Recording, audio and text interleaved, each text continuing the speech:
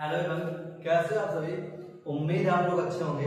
आज के इस वीडियो में हम लोग क्लास 12 के अपने इंपॉर्टेंट टॉपिक सीरीज में बीटी फसल के बारे में जानेंगे। तो चलिए हम लोग वीडियो को स्टार्ट करते हैं।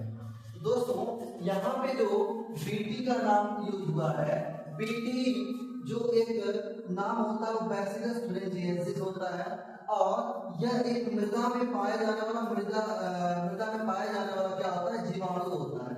क्या होता है, मृदा में पाया जाने वाला जीवाणु होता है। इसके अंदर एक जीन पाया जाता है जिस जीन को हम लोग बोलते हैं क्राइजीन। क्या बोलते हैं, क्राइजीन। क्राइजीन या फिर हम इसको क्रिस्टलीन जीन भी कहते हैं और ये एक प्रोटीन को साबित करता है। किसको, एक प्रोटीन को साबित करता है जिसको हम लोग बोलते हैं क्राई प्रोटीन। क्या बोलते हैं, क्राई प्रोटीन बोलते हैं।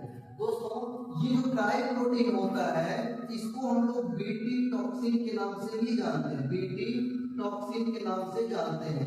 अब ये जो बीटी टॉक्सिन होता है, ये जो बीटी टॉक्सिन होता है ये कई प्रकार के कीटों को मारने का कार्य करता है। कई प्रकार के कीटों को क्या करता है, मारता है। जैसे पॉलीओडेप्टरॉन होते हैं, डिप्टेटोरॉन होते हैं, इन सभी को क्या करता है, मारने का कार्य करता है। जैसे कि भृंग आते हैं, मच्छर आते हैं और जो ये टिड्डे होते हैं, इन सभी को मारने का ये कार्य करता है। तो अब देखिए ये क्या होता है, ये जो टॉक्सिन होता है ये इंडोटॉक्सिन होता है। ध्यान दीजिए क्या होता है, इंडोटॉक्सिन होता है। इंडोटॉक्सिन मतलब क्या होता है, इंडोटॉक्सिन मतलब ये जो बाहर रहेगा या फिर इस जीवाणु के अंदर रहेगा तो इसे कोई खतरा नहीं होगा। लेकिन जब ये इसे कोई जीव ग्रहण करेगा, जब इसको कोई खाएगा, जब खा लेगा तो उसके अंदर जो रहेगा ये उसके आंख में जाएगा और आंख के दीवारों में ये गुब्बारे की तरह फुलाकर उसको नष्ट कर देगा, जिससे कि वो जो जीव रहेगा, जो जिस पौधे को खाया रहेगा, उससे क्या हो जाएगा, वो मर जाएगा। तो हम लोग क्या करते हैं, ये जो क्राइजीन होता है, ये जो क्राइजीन होता है इसको हम बैसिलस जो thuringiensis होता है इसको निकाल लेते हैं। इसको हम लोग क्या करते हैं, संग्रहित कर लेते हैं। क्या कर लेते हैं दोस्तों, संग्रहित कर लेते हैं। अब इसको संग्रहित करने के बाद मान लीजिए कि ये जो जीन है, ये जो हमारे पास जीन है, ये क्या कौन सा जीन है, क्राइजीन। कौन सा जीन है दोस्तों, क्राइजीन है। अब इसको हम लोग किसी प्लाज्मिड में जोड़ते हैं। क्या करते हैं, इसको हम लोग मान लीजिए इस प्लाज्मिड में हम इसको जोड़ दिए। अब ये जो प्लाज्मिड है ये टीआई प्लाज्मिड, क्योंकि पादपों में ट्रांसफर करने के लिए हम लोग टीआई प्लाज्मिड का उपयोग करते हैं। किसका उपयोग करते हैं, टीआई प्लाज्मिड का उपयोग करते हैं। तो अब हम लोग इसको टीआई प्लाज्मिड में जोड़ दिए हैं। अब जब हम टीआई प्लाज्मिड में इसको जोड़ दिए हैं तो इसे हम लोग प्लांट में ऐड कर सकते हैं। प्लांट में हम क्या कर सकते हैं, इसको भेज सकते हैं। अब हम इसको किस में भेज दिए, प्लांट में भेज दिए। तो अब ये जो प्लांट है, ये जो प्लांट है इसमें पूरा क्या हो गया है, बीटी टॉक्सिन उपस्थित हो गया है। क्या उपस्थित रहेगा, बीटी टॉक्सिन बनता रहेगा। क्या बनता रहेगा, इसमें बीटी टॉक्सिन बनता रहेगा।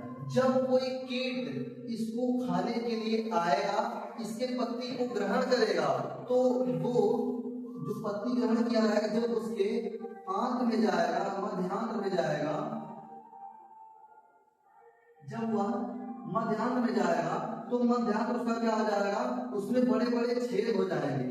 क्या होंगे, बड़े बड़े छिद्र हो जाएंगे। जब बड़े बड़े छिद्र हो जाएंगे तो वो क्या हो जाएगा, मर जाएगा, जिससे कि हमारा जो फसल रहेगा वो बचता है।